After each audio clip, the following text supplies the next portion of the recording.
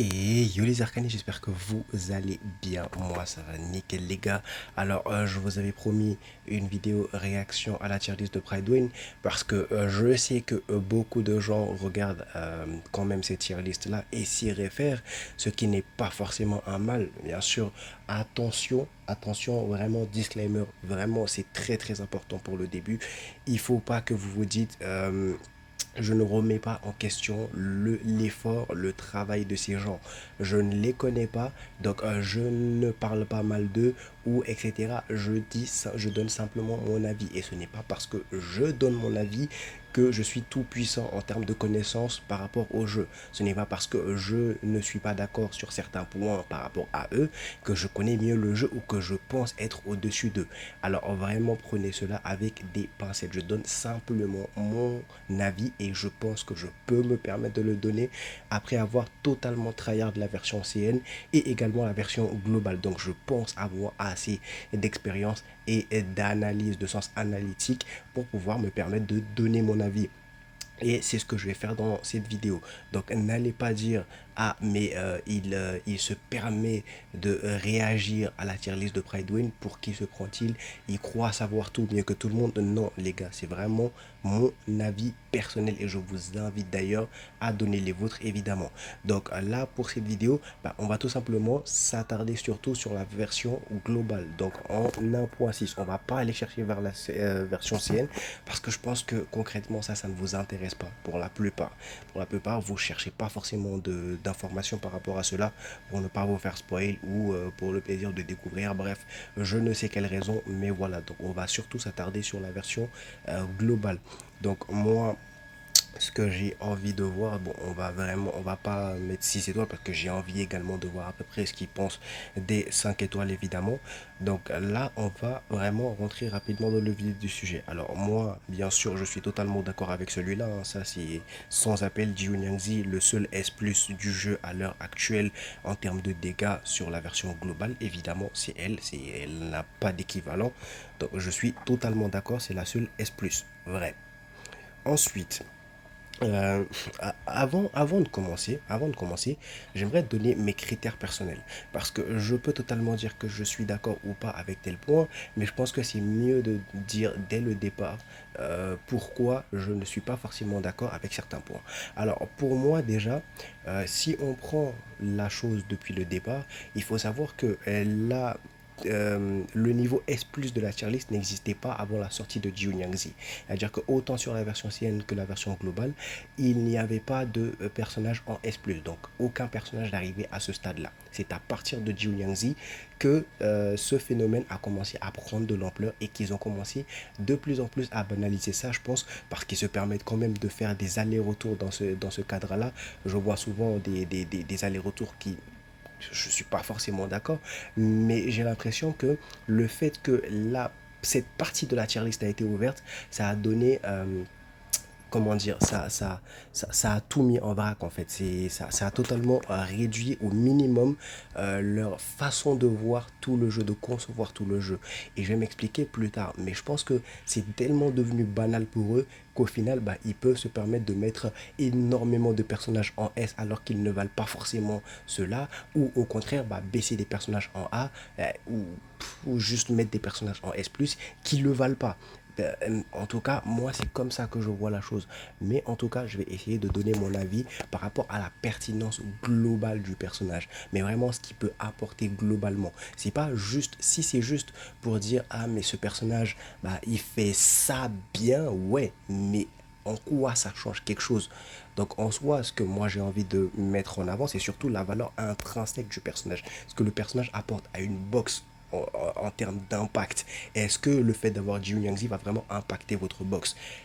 Est-ce que ça va vous permettre de vraiment faire ressentir sa présence dans votre box? Là, c'est un oui total et absolu. Donc forcément, elle mérite son S+. C'est un personnage qui va impacter lourdement toute votre box et toute votre mécanique de jeu. Elle va tout chambouler et vous faire vous sentir vraiment incroyablement puissant dans le jeu. Donc oui, Jiu Nyangzi mérite largement son S+.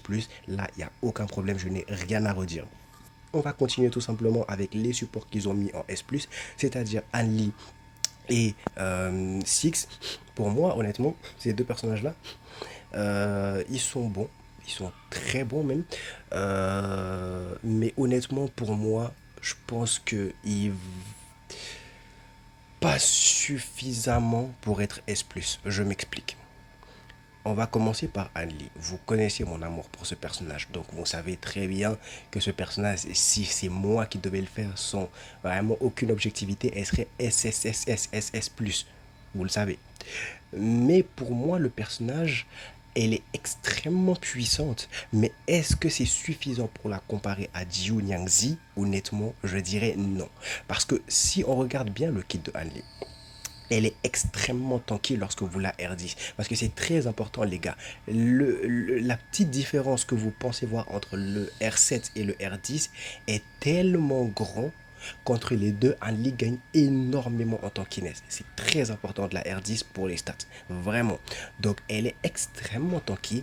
Elle fait beaucoup de dégâts. Elle fait même suffisamment de dégâts pour être considérée comme une main DPS, tant elle fait mal. En plus de ça, elle apporte de l'Empowering Incantation qui va augmenter les niveaux de ses cartes et du coup coûter moins d'AP qu'un autre personnage, par exemple, de type standard. Et surtout, bah, ce qui est encore plus fort, c'est qu'elle va apporter des buffs qui vont réduire les dégâts que vos équipiers vont subir et augmenter les dégâts qu'ils vont infliger. Donc c'est un personnage qui fait à peu près tout, qui va faire du DPS, qui va tanker, qui va buffer, et si vous avez la Psycube qui va avec, tout simplement, qui va également pouvoir soigner avec Air Second Life. Si vous lui mettez Air Second Life, ça va tout simplement lui permettre de soigner l'équipe lorsqu'elle va faire sa spé, étant donné que sa spé est une spé de masse, donc une spé AOE. Donc ça va permettre au personnage de faire absolument tout en fait. Elle va tanker, elle va DPS, elle va buff et elle va heal. Donc c'est un personnage qui est relativement puissant, qui est même très puissant. Sauf que Anli a la petite particularité de prendre très vite, très cher lorsqu'elle est en afflatus. Comment dire, en afflatus désavantageux. Et c'est flagrant évidemment parce que lorsqu'on est en afflatus désavantageux, on prend évidemment plus cher. Mais j'ai la sensation que Anli prend encore plus cher. C'est F. Lorsqu'elle est face à des personnages qui sont en avantage contre elle, elle prend très vite cher et elle est très vite débordée, d'autant plus que sa spé, au fur et à mesure qu'on avance dans le jeu, fait de moins en moins de dégâts. Donc pour moi, honnêtement, le fait qu'elle fasse un petit peu de tout est bien évidemment, bah, ça fait que le personnage est excessivement puissant, voire même parmi les premiers DS. Vraiment, c'est... Oui, elle serait en S. Mais Anli en S+, c'est comme dire tout simplement qu'elle équivaut à Jiu Nyangzi, à Villa ou à Isolt. Là, franchement, à partir de ce moment-là, il y a un petit doute qui s'installe parce qu'en termes de support, pour moi, Isolt est juste meilleur que Anli. Donc, à juste mettre Anli en S+, ça voudra dire tout simplement mettre Anli sur la même ligne que Isolt. Et ça, c'est pas possible. C'est pas possible. Anli, elle a beau être extrêmement puissante, bah, c'est Isolt. C'est voilà, c'est donc honnêtement pour moi, c'est un petit peu compliqué de la mettre sur la même ligne que ce monstre. Alors que pour moi, le S+ n'a de valeur que lorsqu'on met vraiment en avant les personnages les plus puissants du jeu dans leur domaine. Si c'était si c'était à la possibilité de n'importe quel personnage qui a un excellent kit, bah, au final, ça n'aurait aucun sens et il faudrait juste supprimer ce tiers-là pour mettre tout simplement un tiers S et voilà, on s'en ficherait des S+. Ça n'a pas grand intérêt. Donc là, on va continuer sur également Six. Six qui pour moi est extrêmement fort, tout comme Anli qui va apporter pas mal de buffs, pas mal de debuffs, beaucoup de dégâts et surtout des dégâts de burst. Mais le personnage en réalité, pour moi, c'est plus un personnage que vous allez utiliser en raid.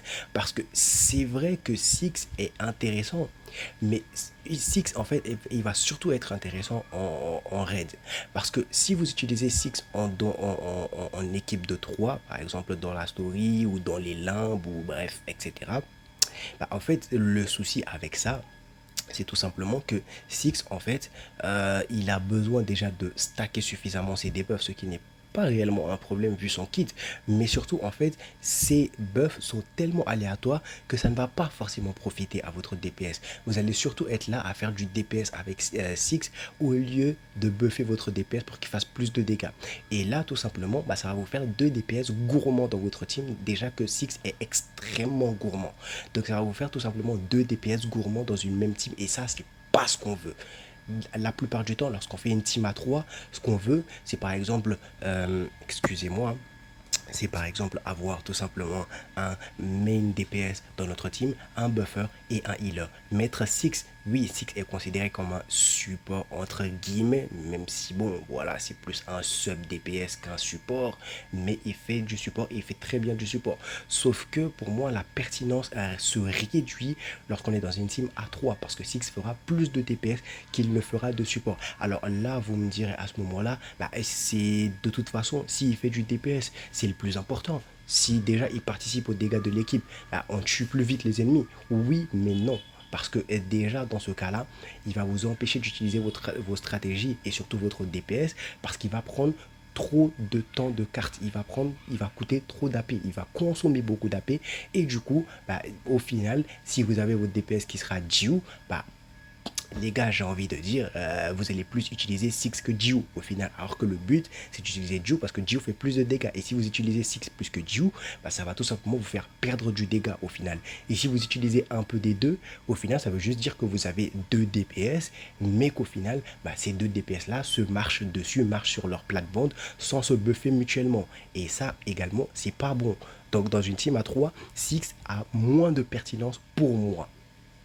Cependant, dans une team à 4, par exemple les raids, là, Six excelle particulièrement parce qu'il va apporter beaucoup de dégâts, notamment avec sa spé, mais il va également buffer et débuffer, donc vraiment garder tout le squelette de sa pertinence en combat, mais à l'appui, il y aura un buffer à côté.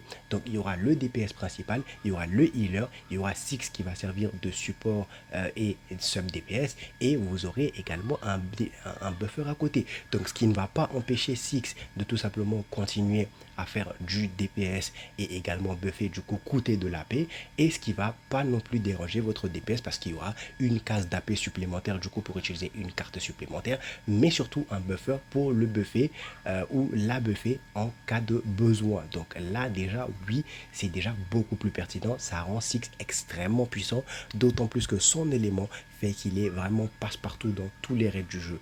Donc pour moi, honnêtement, dans ce genre de figure là, pour l'auto où les combats sont à 4, c'est-à-dire dans l'auto avancé, et également dans les raids, là Six a particulièrement sa place.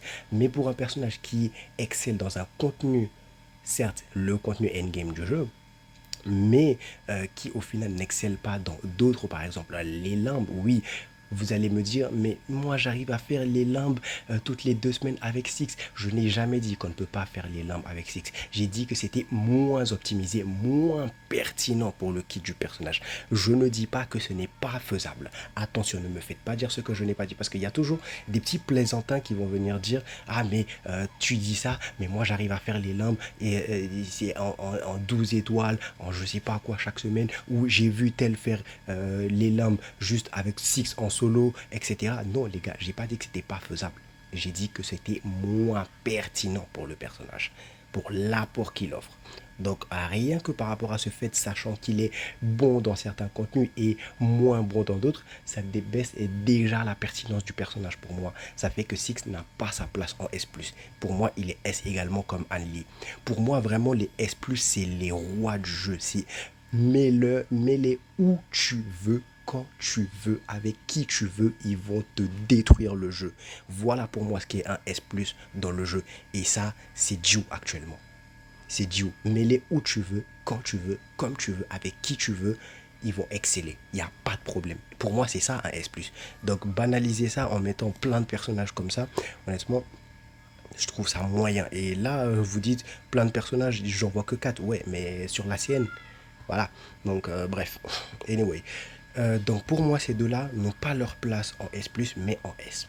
Je dis pas qu'ils sont mauvais, ils sont très très forts, mais pas de quoi les mettre en S+. Ensuite, Tooth Fairy, bah, pour moi honnêtement actuellement Tooth Fairy mérite d'être en S+, parce que tout simplement le personnage est actuellement sur la globale toujours le meilleur healer du jeu après 4 patchs. Elle continue de trôner fièrement au-dessus de tous les healers du jeu. Elle continue à être un incroyable healer, un incroyable debuffer qui fait pas mal de dégâts pour un healer. Elle est vraiment super forte. Tooth Fairy, vous la mettez dans n'importe quel team, dans n'importe quel contenu, elle va exceller même en contre-éléments.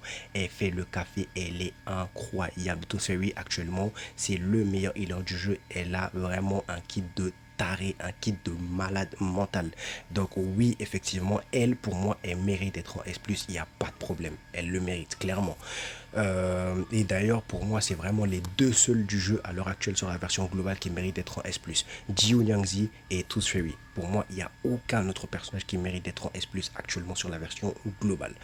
Donc ensuite, on va aller sur les S. Les S, ça va être un petit peu plus tendu, je l'accorde, mais encore une fois, je vais exprimer le fait que ce n'est pas parce que je vais dire par exemple que telle personne mérite de descendre à A que c'est mauvais. A, c'est pas mauvais. Les gars, encore une fois, n'importe quel personnage peut te clear le contenu avec plus ou moins d'efforts à fournir selon le personnage, mais ils peuvent vous aider. J'ai vu des limbes qui se clearent, des raids qui se clearent avec des pavias.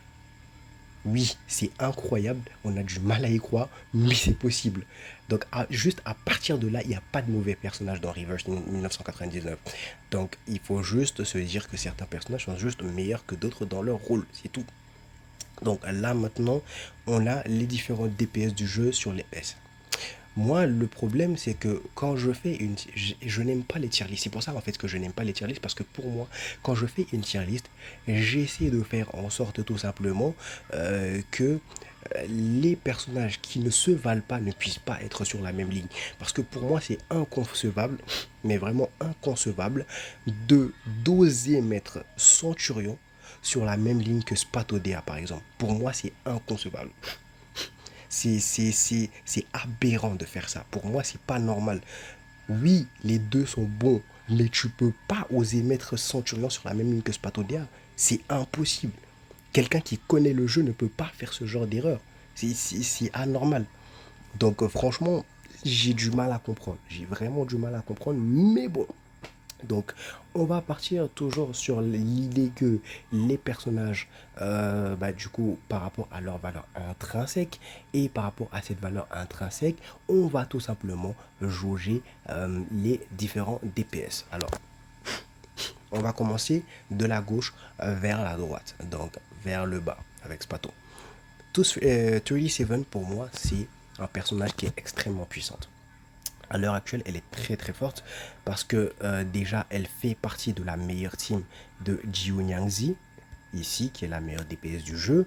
Et du coup, elle va être à la fois un buffer qu'un DPS et un sub DPS. Donc, elle va être à la fois support de l'équipe de Jiu Nyangzi, étant donné qu'elle va buffer son attaque. Et le buff d'attaque, c'est excessivement fort sur le jeu.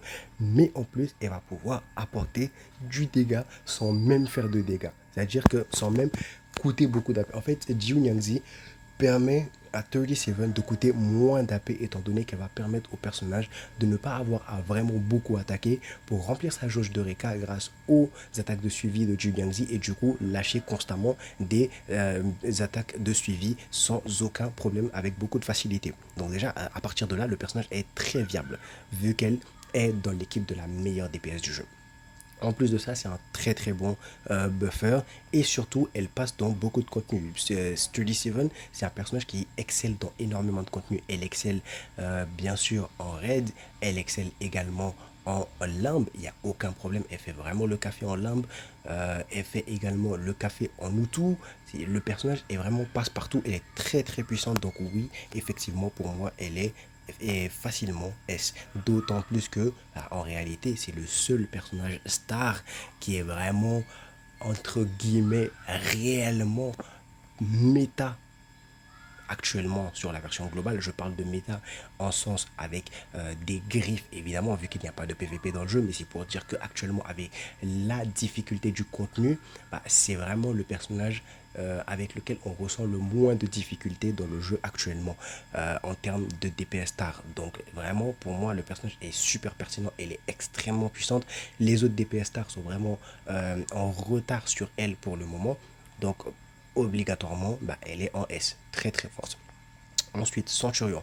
Centurion, pour moi, c'est quelqu'un qui a été un énorme DPS au début, qui était même le meilleur DPS du jeu à la sortie du jeu lorsqu'il n'y avait pas de personnage limited, et qui est toujours très très puissante. C'est un personnage qui va exceller au fur et à mesure qu'il va avoir ses moxies et qui va faire beaucoup de dégâts. Sauf que le problème pour moi avec Centurion, c'est que Centurion, en réalité, ses dégâts ne sont plus aussi incroyables qu'au début. Au début, on considérait que c'était vraiment incroyable ces dégâts parce qu'on n'avait pas de valeur comparative pour pouvoir dire ah mais vas-y c'est pas si fou que ça en fait parce qu'au début on n'avait pas d'éléments de comparaison. Là aujourd'hui on a des monstres à côté comme Spatodea, Melania ou Calabauna qui sont juste absurdes en termes de dégâts sans parler de Dijou elle-même. Et du coup franchement notre vision de Centurion en est amoindri, en est affaibli. Ce n'est pas que le personnage est devenu moins bon, ce n'est pas que le kit est devenu, a été nerfé, non. C'est simplement que les éléments de comparaison qu'on a actuellement font que le personnage est moins bon.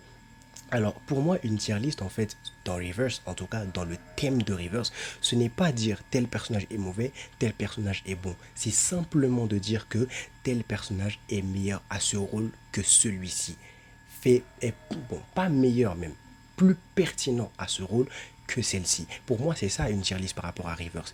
Et dans ce cas de figure, je vais forcément baisser Centurion en A, pas pour dire qu'elle est mauvaise, mais pour simplement dire que à côté de monstres comme Spatodea ou Melania, au final, elle est moins pertinente parce qu'elle va faire moins de dégâts que ces deux-là et va apporter moins parce qu'au final, Centurion, c'est un personnage, c'est un DPS qui est assez égoïste. Elle va rien apporter dans la team à part des dégâts. Centurion ne fait rien d'autre que des dégâts. Elle va rien apporter en réalité.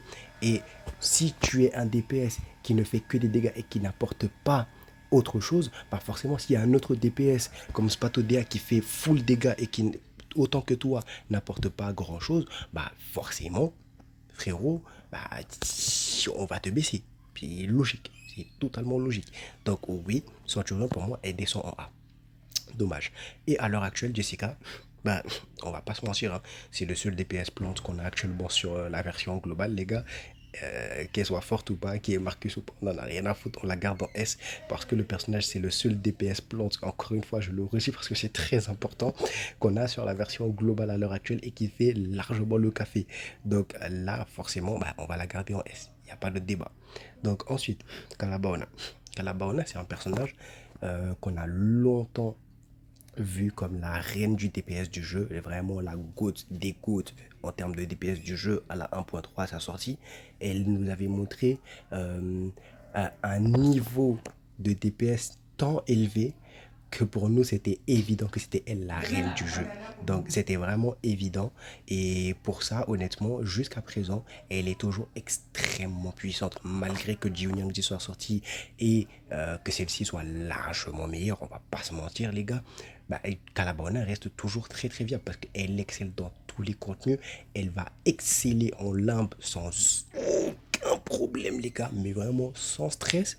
Elle va exceller en raid sans stress également. Calabona, elle fait le raid sans aucun problème. Elle fait l'outou sans aucun problème. La story, n'en parlons même pas. Le farming, c'est très rapide avec elle. En mono-cible, elle est très puissante. En multi-cible, très puissante. Le personnage a du sustain, donc elle va pouvoir se soigner elle-même. Le personnage est vraiment très, très, très, très, très puissant.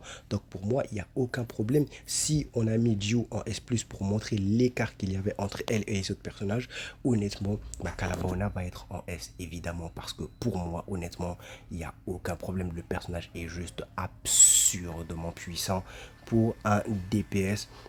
Elle est vraiment très très très très forte le personnage, il n'y a pas de souci. Donc Calabauna reste en S pour moi évidemment. Le personnage est toujours aussi puissante. Ensuite on va voir Melania. Alors Melania c'est un personnage que j'ai longtemps dit être le DPS le plus pertinent du jeu. Alors je vais m'exprimer par rapport à ça. Pour moi Melania était le DPS qui apportait le plus à son temps en 1.2 tout simplement parce elle permettait de conserver la survie de l'équipe en empêchant les ennemis d'avoir leur ultime. Donc c'était un personnage qui avait la particularité de lancer encore et encore Saspé qui faisait excessivement mal. Du coup, Saspé faisait tellement mal que les gars, on avait l'impression que c'était un personnage AOE. Elle lance Aspect, bim, le perso est mort, bim, S1, niveau 2 ou niveau 3, bim, elle retrouve Aspect, et bim, elle relance encore et encore. Le personnage était absurde, elle était super forte. Et elle l'est toujours. Et pour moi, ce personnage était très important parce que tout simplement, comme je l'ai dit, juste le fait qu'elle contrôle la Moxie, et c'est toujours le meilleur contrôleur de Moxie du jeu, et toujours euh, l'un des DPS les plus pertinents, voire toujours d'ailleurs même le DPS le plus pertinent, parce que peu importe le contenu vous allez amener Melania, elle va pouvoir vous aider. Si ce n'est pas par les dégâts, bah, ça va tout simplement être par son contrôle de Moxie. Donc pouvoir empêcher les ennemis en limbe de vous lâcher des spies, parce que Dieu sait que parfois les ennemis quand ils lâchent leur spé, c'est galère parce qu'on se mange des dégâts mais vraiment extrêmement chauds. Voilà. Bah, du coup, forcément, ça aide. Ça aide vraiment. C'est super pratique parce que ça nous donne un autre côté de support en plus. Donc, ça va empêcher les ennemis d'avoir leur spé. En plus de ça, ça va lui permettre de rusher sa spé à elle plus vite. Elle va pouvoir en même temps avoir sa propre survie avec du soin. Elle va également faire des dégâts, etc. Donc le personnage est excessivement fort, et en plus elle se buff elle-même sa spé. Donc déjà, rien que par ça, le personnage est hyper pertinent avec des dégâts extrêmement élevés. Donc pour moi, honnêtement, Melania, elle mérite largement son S. Elle va être forte en story, elle va être forte en limbe, elle va être forte en raid, elle va être forte en Utu, elle va être forte partout dans le jeu. Donc pour moi, le personnage est excessivement fort, si ce n'est pas en termes de dégâts, parce que clairement en termes de dégâts, Dio là-bas, mais elle va quand même pouvoir apporter du contrôle de Moxie qui est vraiment très important dans le jeu, et qui est même utile en raid, sur certains raids. Donc le personnage est vraiment super fort pour moi, il n'y a pas de problème à ce niveau. Ensuite, on va aller sur Spato DA, on va pas durer sur Spato. Les gars, vous connaissiez mon avis sur Spato, ce DPS est broken. Il n'y a pas d'autre terme, elle est broken, c'est débile. Mais vraiment, c'est le personnage avec c'est-à-dire qu'avec une incantation, elle fait plus mal qu'une majeure partie des DPS du jeu sur leur spé. Vous voyez ce que je veux dire? Donc, franchement, Spato, S, il n'y a pas de débat. Elle se buff elle-même, à gogo. Elle débuffe les ennemis avec du burn, donc elle va apporter des dégâts supplémentaires. Et elle va faire excessivement mal. Donc, même si Melania et Spato sont deux DPS d'un même élément, ça ne dérange pas ici, parce que là où Spato va vraiment apporter des dégâts bruts excessivement élevés, bah, Melania va apporter des dégâts très élevés également, mais surtout en plus du contrôle de Moxie que Spato n'apporte pas. Donc on a deux identités différentes, mais qui sont tout autant pertinents dans le jeu. Donc vraiment deux DPS juste phénoménal. Donc rien que pour ça, ces deux-là méritent d'être en S. Donc ici, en réalité, la seule qu'on va descendre, bah, ça va être Centurion, évidemment. Et Jessica a moins de pertinence que ceux qui sont en haut, forcément. Donc elle, s'il y avait Marcus, on l'aurait descendu en A également. Mais vu qu'il n'y a pas Marcus, bah, elle va rester en S, vu que c'est le seul DPS plante du jeu. Donc là, on va aller sur les supports encore, les gars. Les supports, bah, tout simplement, on a Bjorn Bloom, Getian, Pickles et Shamana. Là, à ce niveau-là, les gars, on va aller de droite vers la gauche. Shamana, pour moi, c'est un personnage qui est très fort. Honnêtement, il n'y a aucun problème. Shamana, je fais encore mon contenu avec lui. Et il te permet vraiment de très bien jouer. Moi, j'ai fait le raid avant-hier en SSS avec Shamana dans ma team en auto. Ouais, en auto, les gars. Avec Shamana dans la team. C'est pour vous dire à quel point que le personnage est toujours viable. En limbe également, il fait parfaitement le café, parce qu'il va apporter des debuffs qui va aider votre DPS à faire plus de dégâts, mais il va également pouvoir tout simplement faire beaucoup de dégâts lui-même avec sa carte S1 qui fait moins de dégâts. Certes, effectivement, Bon, c'est pas un DPS, hein, ça reste un support. Mais Saspé va faire excessivement mal en limbe. Donc vraiment le personnage très très fort en limbe, très très fort en story, très très fort en raid. Le personnage est très bon en fait. Honnêtement le personnage est très bon. On le compare à des iSold, donc forcément son profil est moins intéressant. Mais honnêtement pour moi le personnage est toujours viable. Il n'y a aucun problème. Il est toujours extrêmement viable. Euh, mais en fait, le souci, c'est que si je devais classer Shamana et Bjorn, en fait, le souci, c'est que si je descends Six et Anli, en fait, Shamana, il est moins fort qu'Anli au final.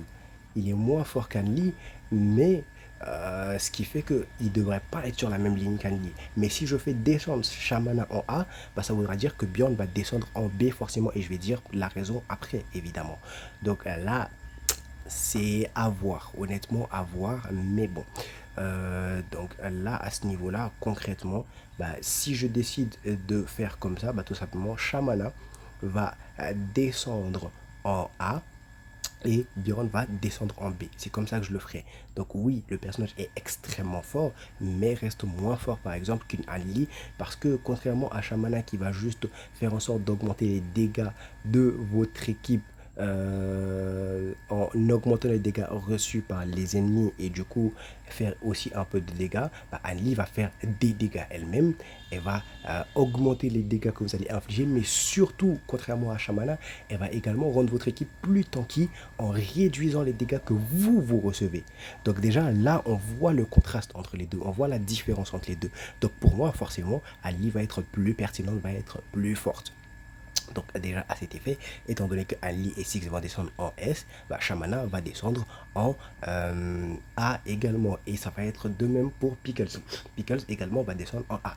Parce que oui, c'est vrai, Pickles a un buff offensif plus puissant que celui de Ali avec sa spé, mais en contrepartie, il n'apporte rien défensivement à l'équipe. Donc certes, oui, il va coûter peu d'AP, relativement peu, mais bon, Ali coûte également peu d'AP, mais surtout, en fait, lui, il n'apporte rien au niveau défensif comme Shamana.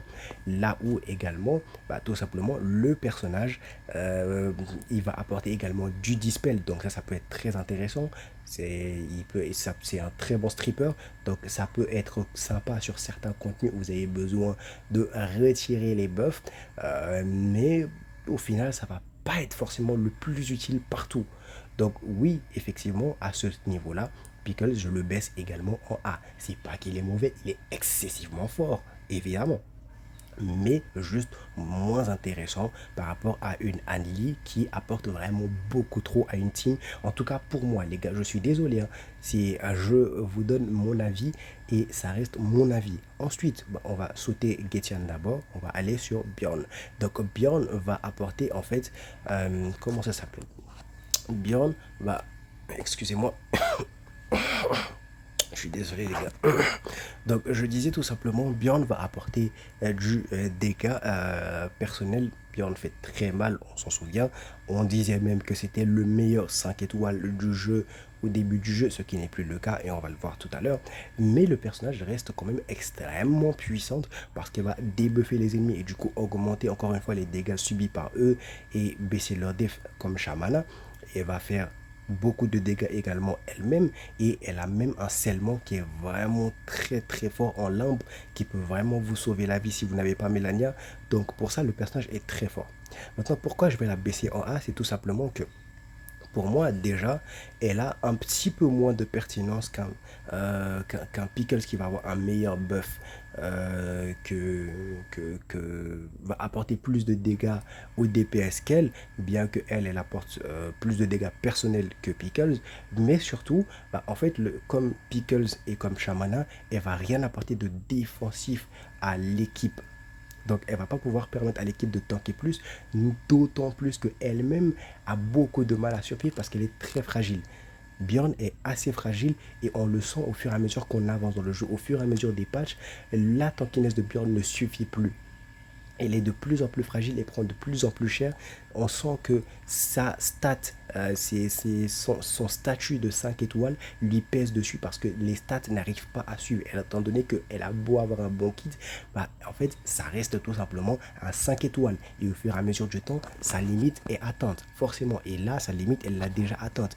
Bjorn, encore une fois, ce n'est pas impossible, je le redis et c'est très important les gars, je ne veux pas ce genre de commentaires dans mes commentaires honnêtement parce que je le redis et je le redis encore, ce n'est pas que je dis que c'est impossible avec elle, mais ça va vous demander beaucoup plus d'efforts que si vous le faites tout simplement avec d'autres personnages qui sont plus pertinents, qui vont plus vous faciliter la chose. Voilà ce que je dis. Donc Bjorn qui va prendre beaucoup plus cher va être bien moins pertinente tout simplement que Anneli qui va vous protéger, qui va avoir de l'Empowering Condition, qui va pas coûter beaucoup d'AP, qui va augmenter votre DPS, qui va augmenter votre tankiness en réduisant les dégâts que vous subissez, qui va faire beaucoup de dégâts. Donc franchement, comparez les deux, voilà, donc Bjorn ne peut et ne pourra jamais être sur la même ligne qu'Anneli. Elles ne sont pas comparables. Anneli est largement meilleure. Et est-ce que Bjorn ne sera jamais. Donc forcément, si Anneli descend en S, bah, évidemment que Bjorn descend en A. Il n'y a rien à faire. Et voire même en B. Pour moi, Bjorn descend même en B parce que Shamana et Pickle reste meilleur évidemment. Et par rapport à Getian, honnêtement, Getian est bon, mais il va descendre également en A parce que tout simplement, pour moi, Getian n'a pas la valeur de ce qu'apporte un Six ou une Anneli. D'autant plus que comme Shamana, il va débuffer, du coup, il va augmenter les dégâts des alliés, mais au final, plutôt il va débuffer les ennemis de façon à ce que les alliés fassent plus de dégâts et ce Buffelion du coup faire plus de dégâts, mais au final il n'apporte pas grand chose de plus. Il va pas apporter de tankiness à l'équipe, il va avoir une complexitude dans sa survie à lui-même et ses debuffs ne sont pas si incroyables que ça dans des teams par exemple, avec des DPS par exemple mental, c'est assez restreint parce que son debuff c'est surtout reality. Donc par exemple au DPS mental ça va pas forcément être utile. Donc si vous avez un DPS qui est mental et qui demande un support qui va augmenter ses dégâts, bah c'est pas vers Getian que vous allez vous tourner. Du coup, juste pour ce côté niche également, bah, ça fait que simplement il ne peut pas être avec les S, avec Six et Anneli qui sont passe-partout, qui passent avec n'importe quel DPS du jeu. Donc là, on va ensuite descendre sur les persos survie. Bon, là, les gars, ça commence à faire beaucoup. Je vais pas descendre plus loin, ça commence à faire beaucoup. On va aller sur Ezra et Yeninsei qui sont en S de la survie. Alors pour moi déjà Ezra c'est un personnage comme je le dis souvent qui est très bien, qui en fait voit la limite de son kit actuellement sur la globale mais qui aura l'occasion de prouver sa valeur et d'accroître son potentiel avec les futures sorties comme par exemple Wine Song, comme avec Lucy, etc. Donc le personnage va avoir l'occasion de montrer son potentiel plus tard. Mais pour l'instant sur la version globale, honnêtement, moi Ezra je la mettrais en A parce que déjà son shield c'est un shield qui va durer un tour et Ezra en plus avec son debuff bah, ça fait que Ezra va tout simplement devoir être assez coûteux en AP, donc déjà il va être très coûteux en AP et en plus bah, tout simplement Ezra ne va pas suffire à la survie de votre équipe. Par exemple en équipe de 3 en limbe, vous allez mettre quoi? Vous allez mettre Ezra en termes de support défensif, shielder. Après vous allez faire quoi? Vous allez mettre un buffer avec un DPS. Ezra ne suffira pas à votre survie, en tout cas de vraiment vous permettre de survivre difficilement en limbe. Et déjà, bah, rien que ça, bah, c'est pas intéressant. Alors que tout simplement, même si vous décidez d'amener un healer avec Ezra, donc effectivement d'amener Ezra avec un healer à côté, tout celui par exemple, et à côté bah, votre DPS, au final vous perdez du DPS parce que ni votre healer ni Ezra ne vont apporter suffisamment de puissance, de buff ou de debuff offensif pour vous permettre à votre DPS de faire suffisamment de dégâts et clear vraiment de façon satisfaisante les limbes. Donc déjà rien que pour ça, pour moi honnêtement Ezra elle va descendre déjà parce que pour moi si elle avait la survie nécessaire à rien que la survie et qu'elle pouvait remplacer votre healer, là oui Ezra serait tout bonnement incroyable parce qu'elle va apporter du moxie, elle va debuff, elle va shield, elle va buffer les crit damage de vos alliés. Donc franchement elle a un kit super intéressant mais elle a du mal à l'exploiter en team de 3. Donc tout ce qui va être limbe, story, etc. C'est pas forcément là-bas que vous allez jouer. Ezra sera sûrement tout être en raid. Et même en raid, au final, oui, vous allez avoir Ezra, mais vous serez toujours obligé d'amener une healer derrière et votre buffer et votre comment ça s'appelle, votre DPS. Donc là c'est plus intéressant, mais jusqu'à présent il n'y a pas vraiment de personnage qui arrive à bien profiter de son kit. Donc forcément même en raid bah, c'est moins intéressant que par exemple un Six ou une Yenensei.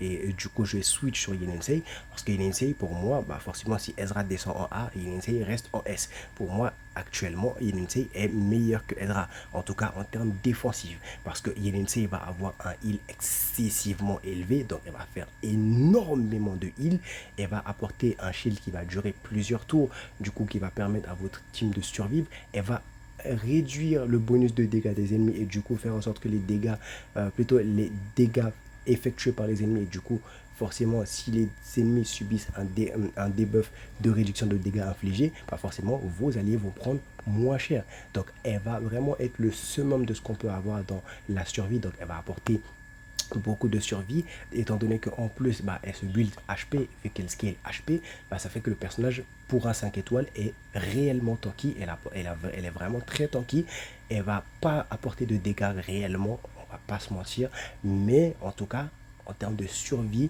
Yenensei est assez puissante pour être par exemple pour votre healer dans une seconde team en limbe. Sans aucun problème, elle va vous permettre de garder votre team en vie, mais vraiment sans stress. Et en raid également, elle peut sans aucun problème être votre healer de raid sans souci. Donc franchement, le personnage pour moi, elle est hyper pertinente. Elle n'est pas aussi puissante que Tooth évidemment parce que Tooth apporte plus que de la protection, que de la survie. Mais en termes de survie, Yenensei est actuellement le top du top dans le jeu. Elle est vraiment super forte et elle égale quasiment Tooth Honnêtement, pour moi, Yenensei est si forte que si vous voulez la jouer et vous passez de Tooth Fury pendant quelques temps, vous pouvez. Parce que concrètement, j'ai fait des niveaux de raid. Comme je vous l'ai dit, le raid, je l'ai fait en auto. Et littéralement, Yenensei, qui est un shielder avant d'être un healer, a fait plus de soins que ma Tooth Fury. Attention, je ne dis pas que Yenensei est un meilleur healer que Tooth Fury. Je ne dis pas ça. Je dis simplement que si en mode auto, Yenensei arrive à faire plus de heal qu'une Tooth Fury, qui est la meilleure healeuse du jeu, est vraiment une healeuse sur-cheatée, alors qu'elle-même, elle n'est même pas healeuse, mais shielder, c'est que honnêtement, le personnage n'est pas si dégueu que ça en réalité. Donc effectivement, le personnage est très très bon. Donc pour moi, est sans aucun problème. Alors les gars, la vidéo fait déjà 42 minutes. Honnêtement, je ne pense pas qu'il y ait assez d'intérêt à faire la suite. Je ne sais pas, dites-moi si vous voulez une partie 2, comme ça on essaiera de voir si je peux faire par rapport à partir du A+ et descendre, ou sinon bah, également bah, sur la version CN, si vous voulez une version CN de cette réaction à la tier list. Donc les gars, n'hésitez pas à me le dire. En tout cas, pour moi, ça a été un plaisir. J'espère que vous me donnerez également votre avis. N'hésitez pas à le faire en commentaire. Comme d'habitude, les gars, moi, je vous souhaite une bonne soirée à tous. Je ne sais pas si je vais upload la vidéo maintenant ou demain. Mais bon, dans tous les cas, bah, en tout cas, tchuss.